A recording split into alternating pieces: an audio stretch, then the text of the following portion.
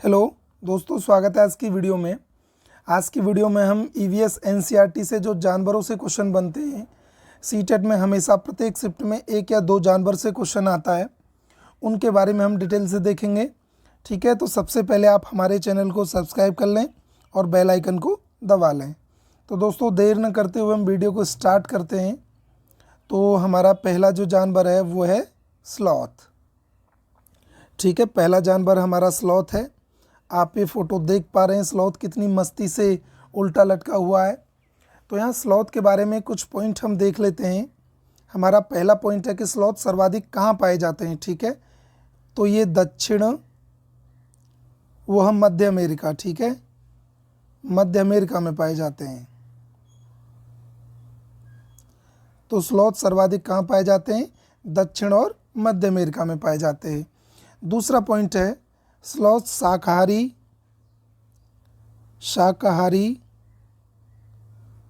वह स्तनधारी प्राणी है। ठीक है, सीटेट में क्वेश्चन पूछ सकता है कि स्लॉथ शाकाहारी प्राणी है या मांसाहारी है। तो अब हम जान गए कौन सा है, शाकाहारी है, और ये सर्वाधिक मध्य अमेरिका में पाया जाता है और दक्षिण में पाया जाता है। ठीक है, तो चलते हैं स्लॉथ के बारे में देख लेते हैं डिटेल से। तो देखिए, ये पहला पॉइंट है, स्लॉथ के बारे में लिखा है स्लॉथ देखने में भालू की तरह होता है। ठीक है, स्लॉथ देखने में भालू की तरह होता है, पर ये भालू नहीं है। ठीक है, पहला पॉइंट ये है कि स्लॉथ देखने में भालू की तरह होता है, पर ये भालू नहीं है। दूसरा पॉइंट है स्लॉथ दिन में करीब 17 घंटे, याद रखेंगे, दिन में करीब 17 घंटे पेड़ से उल्टे सर लटक कर मस्ती से सोता है। ठीक है, ये दिन में 17 घंटे पेड़ से उल्टे सर लटक कर मस्ती से आराम करता है। ठीक है, दूसरे पॉइंट को भी याद रखेंगे। तीसरा पॉइंट है हमारा स्लॉथ 40 वर्ष के अपने जीवन में सिर्फ 8 पेड़ों पर ही घूमता है। ठीक है, तो स्लॉथ का जीवन कितना होता है? 40 वर्ष, और पूरे जीवन में ये सिर्फ 8 पेड़ों पर ही घूम पाता है। ठीक है, अगला पॉइंट है सप्ताह में ये एक बार सोच के लिए पेड़ से नीचे उतरता है। तो स्लॉथ एक बार सप्ताह में सोच के लिए नीचे पेड़ से उतरता है। देख लेते हैं अगले पॉइंट को। अगला पॉइंट है हमारा स्लॉथ जिस पेड़ पर रहता है, ठीक है, स्लॉथ जिस पेड़ पर रहता है उसी के पत्ते खाकर अपना पेट भरता है। तो एनसीईआरटी में स्लॉथ के बारे में इतने ही पॉइंट दिए थे जो मैंने नोट किए हैं। इन्हीं पॉइंटों से सीटेट में क्वेश्चन पूछेगा। ठीक है, तो देखते हैं अगले जानवर के बारे में। तो दोस्तों, अगला जानवर है हमारा बाघ। ठीक है, ये आप बाघ का प्यारा सा फोटो देख पा रहे होंगे। बाघ के बारे में कुछ पॉइंट आपको बता दूं तो 18 नवंबर 1972 को राष्ट्रीय पशु घोषित किया गया था। ठीक है, इसे राष्ट्रीय पशु घोषित किया था।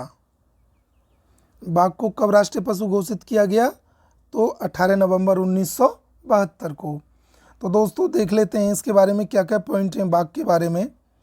ये एनसीईआरटी से मैंने पॉइंट लिए हैं, यहाँ से हमेशा क्वेश्चन बनता ही है, बहुत बार बना है, आगे भी बनने की पूरी प्रबल संभावना है। ठीक है, तो देखते हैं बाघ के बारे में पहला पॉइंट क्या है। बाघ अंधेरे में हमसे 6 गुना बेहतर देख सकता है। ठीक है, बाघ हमसे 6 गुना अंधेरे में बेहतर देख सकता है। दूसरा पॉइंट है बाघ की मूंछें हवा में हुए कंपन को भांप लेती हैं। ठीक है, बाघ की जो मूंछें होती है वो हवा में हुए कंपन को भांप लेती हैं, जिससे उसे शिकार की सही स्थिति का पता चल जाता है। ठीक है, और उससे वह अंधेरे में रास्ता ढूंढ लेता है। अगला पॉइंट है बाघ अपने इलाके में मूत्र करके अपनी गंध छोड़ता है। ठीक है, लिखा है दूसरा बाघ इस गंध को तुरंत पहचान लेता है। ठीक है, अगला पॉइंट है बाघ मौके के अनुसार अपनी आवाज़ को बदलता है। ठीक है, अगला पॉइंट है बाघ है जो मौके के अनुसार अपनी आवाज़ को ही बदलता है। अगला पॉइंट है बाघ की गर्जना 3 किलोमीटर दूर तक सुनी जा सकती है।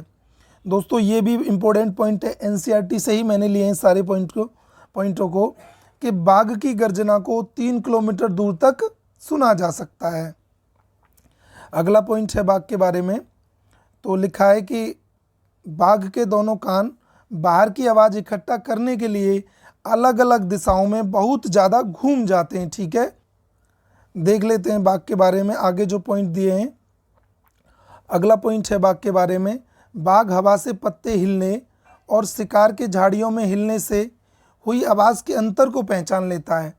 कहने का मतलब दोस्तों ये है कि अगर कोई पत्ता हवा से हिल रहा है या शिकार झाड़ियों से गुजर रहा है, उससे पत्ते हिल रहे हैं, तो ये आवाज़ को पहचान लेता है कि कोई शिकार जा रहा है, उससे पत्ते हिल रहे हैं या हवा से हिल रहे हैं। ठीक है, अगला पॉइंट है, बाघ के दोनों कान भारी आवाज़ को इकट्ठा करने के लिए अलग अलग दिशाओं में बहुत ज़्यादा घूम जाते हैं। ठीक है, ये भी पॉइंट इम्पोर्टेंट है, ये शायद दूसरी बार आ गया है, पहले भी मैंने इसको बताया अभी। ठीक है, तो यहाँ एक इम्पोर्टेंट क्वेश्चन है कि बाघ का वैज्ञानिक नाम क्या है। ठीक है, बाघ का वैज्ञानिक नाम क्या है, तो इसका वैज्ञानिक नाम है पैंथेरा टिग्रिस। ठीक है, इसका जंतु वैज्ञानिक नाम क्या है, पैंथेरा टिग्रिस। इसको भी याद रखेंगे, सीटेट ने कई बार पूछा है। तो दोस्तों चलते हैं हम अगले जानवर की तरफ। तो हमारा जो अगला जानवर है वो है हाथी। ठीक है, हाथी से क्वेश्चन सीटेट में बहुत बनता है दोस्तों, भर भर के क्वेश्चन आते हैं। तो ये जो पिक मैंने लिया है ये भी एनसीईआरटी से ही लिया है। देखिए मस्ती से कितने हाथी खेल रहे हैं, इन्हीं से रिलेटेड पूरी स्टोरी है। तो चलते हैं हाथियों के बारे में डिटेल से देख लेते हैं। तो हाथियों के बारे में पहला पॉइंट क्या है कि हाथी को पानी और कीचड़ में खेलना बहुत पसंद है। ठीक है, तो पहला पॉइंट क्या है कि हाथी को पानी और कीचड़ में खेलना बहुत पसंद है, इससे उसके शरीर को ठंडक मिलती है। ठीक है, ये हाथी जो कीचड़ में खेलते हैं तो इनके शरीर को ठंडक मिलती है। अगला पॉइंट है, हाथी के कान पंखे जैसे होते हैं। ठीक है, पंखे जैसे होते हैं, गर्मी लगने पर हाथी अपने कानों को हिलाता है और हवा कर लेता है। ठीक है, अगला पॉइंट है, हाथी के 3 महीने के बच्चे का वजन 200 किलोग्राम होता है। ठीक है, इस पॉइंट को याद रखेंगे, हाथी के 3 महीने के बच्चे का वजन 200 किलोग्राम होता है, कहने का मतलब 2 क्विंटल होता है। ठीक है, अगला पॉइंट है हाथियों के बारे में कि हाथी एक दिन में 100 किलोग्राम पत्ते और झाड़ियाँ खाते हैं। दोस्तों ये बहुत इंपॉर्टेंट पॉइंट है, इसको बहुत बार पूछा है। ठीक है, अगला पॉइंट है, हाथी दिन में बहुत कम आराम करते हैं। ठीक है, एक दिन में 2 से 4 घंटे ही सोता है। हाथी का जो आराम करने का समय होता है एक दिन में 2 से 4 घंटे ही होता है। ठीक है, ये 2 से 4 घंटे ही सोता है। चलते हैं अगले पॉइंटों की तरफ। तो दोस्तों अगला पॉइंट है ये, हाथी के झुंड में केवल हथनियाँ और बच्चे ही रहते हैं। ठीक है, ये बहुत इंपॉर्टेंट पॉइंट है कि हाथी के झुंड में केवल हथनियाँ और बच्चे ही रहते हैं। झुंड की सबसे बुजुर्ग हथनी ही झुंड की नेता होती है। इसको सीटेट ने खुद पूछा है कई बार। तो बुजुर्ग हथनी ही झुंड का पूरा नेतृत्व करती है और नेता होती है। ठीक है, अगला पॉइंट है, एक झुंड में 10 से 12 हथनियाँ और बच्चे रहते हैं। एक झुंड में 10 से 12 हथनियाँ और बच्चे रहते हैं। अगला पॉइंट है, हाथी जब 14-15 साल का हो जाता है तभी अपना झुंड छोड़ देता है और अकेला रहने लगता है। ठीक है, जब ये 14-15 साल का हो जाता है तो झुंड को छोड़ के अकेला रहना शुरू कर देता है। हाथियों के बारे में दोस्तों मैं एक और पॉइंट बता दूं, भारत में सर्वाधिक कर्नाटक, ठीक है, कर्नाटक में हाथियों की संख्या पाई जाती है। तो हाथियों से संबंधित या इन्हीं 3 स्लॉथ से संबंधित या बाघ से संबंधित मैंने कुछ क्वेश्चनों को रखा है जिन क्वेश्चनों को सीटेट ने खुद पूछा है।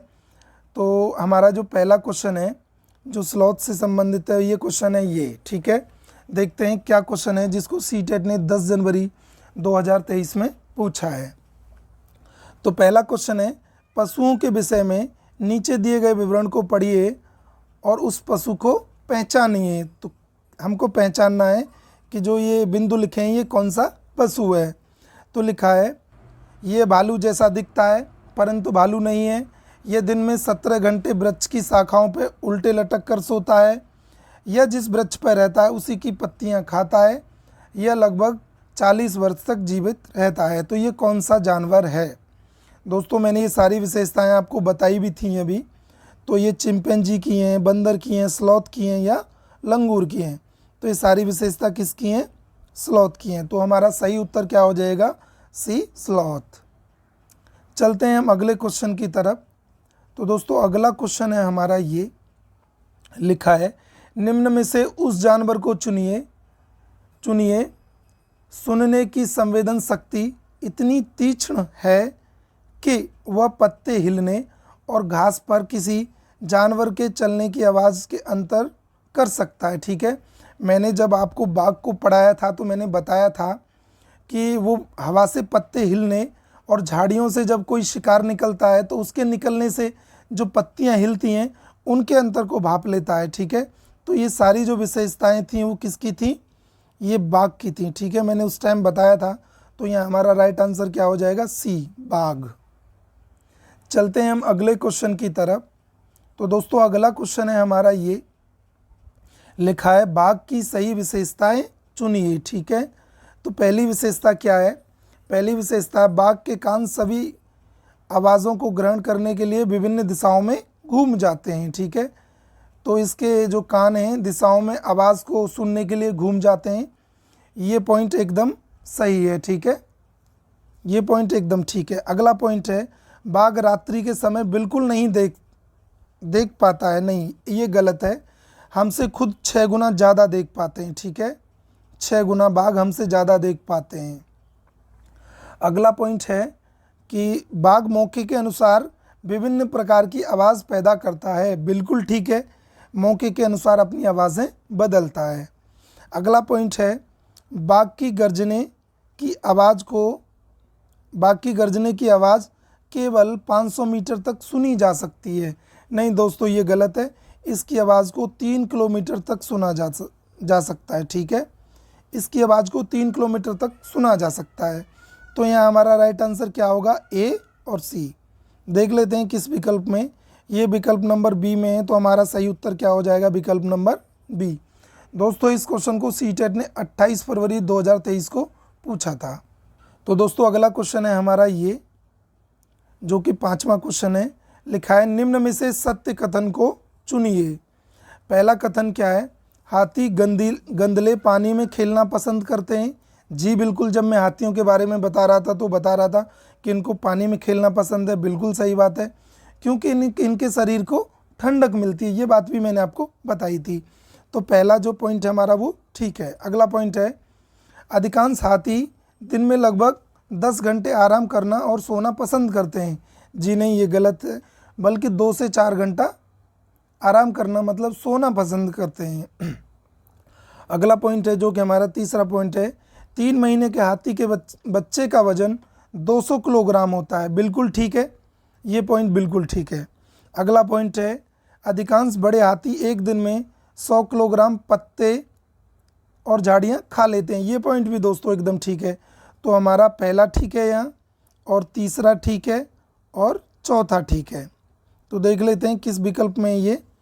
तो पहला, तीसरा, चौथा हमारा सी में है। तो हमारा यहाँ राइट आंसर क्या हो जाएगा? सी। दोस्तों इस क्वेश्चन को भी सीटेट ने पूछा है 10 फरवरी 2023 को। चलते हैं हम अगले क्वेश्चन की तरफ। तो दोस्तों अगला क्वेश्चन है हमारा ये, जो कि 6वां क्वेश्चन है, हाथियों के बारे में सही कथन को चुनिए। ठीक है, हमको सही कथन को हाथियों के बारे में चुनना है। तो पहला पॉइंट है हमारा ए है, जो कि हाथियों के झुंड में केवल हथनियाँ और 14-15 साल के बच्चे रहते हैं। हाथियों के झुंड में हथनियाँ और 14-15 साल के बच्चे रहते हैं। ये पॉइंट एकदम ठीक है, एनसीईआरटी से लिया गया है। पॉइंट बी में क्या है? हाथियों के झुंड में किसी एक परिवार के सदस्य होते हैं। ठीक है, ऐसी तो कोई बात नहीं है, ऐसा एनसीईआरटी में कोई पॉइंट नहीं है कि हाथियों के झुंड में एक ही परिवार के सदस्य रहते हैं। तो पॉइंट बी हमारा गलत है। पॉइंट सी में क्या दिया है? झुंड की सबसे बुजुर्ग हथनी ही पूरे झुंड की नेता होती है। ये बात ठीक है, झुंड की बुजुर्ग हथनी ही झुंड का नेतृत्व करती है। ठीक है, तो सी भी हमारा ठीक है। डी पॉइंट को देख लेते हैं, एक झुंड में हथनियाँ और बच्चों की संख्या कितनी भी हो सकती है। जी दोस्तों ये गलत पॉइंट है, कितनी भी नहीं हो सकती। एक झुंड में 10 से 12 हो सकती है, अधिकतम 10 से 12। ठीक है, तो यहाँ हमारा राइट आंसर क्या होगा, ए और सी। देख लेते हैं किस विकल्प में, तो ये विकल्प नंबर सी में है, तो हमारा यहाँ राइट आंसर विकल्प नंबर सी हो जाएगा। इस क्वेश्चन को भी सीटेट ने 21 दिसंबर 2022 को पूछा है। देख लेते हैं अगले क्वेश्चन को। तो दोस्तों इस वीडियो में सिर्फ इतना ही था।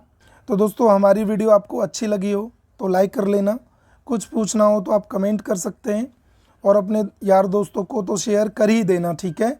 हमारे चैनल को सब्सक्राइब कर लेना और बेल आइकन को दबा लेना। तो दोस्तों इस वीडियो में सिर्फ इतना ही था। धन्यवाद।